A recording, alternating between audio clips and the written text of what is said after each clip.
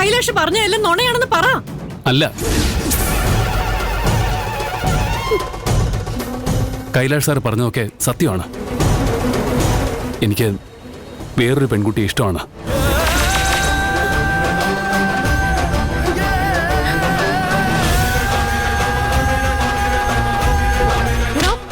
നീ എന്നെ എല്ലാവരുടെയും മുമ്പിൽ വെച്ച് നാണം കെടുത്താൻ വേണ്ടി നാടകം കളിക്കായിരുന്നല്ലേ?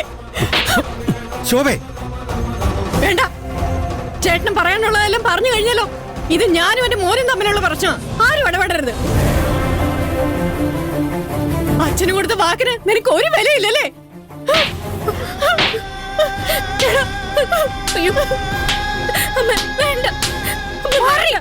നിന്റെ അമ്മ, ഇതെന്റെ കുടുംബ പ്രശ്നം. മിണ്ടാതെ പോയിക്കോണം. അവൾ എങ്ങോട്ടും പോകുന്നില്ല.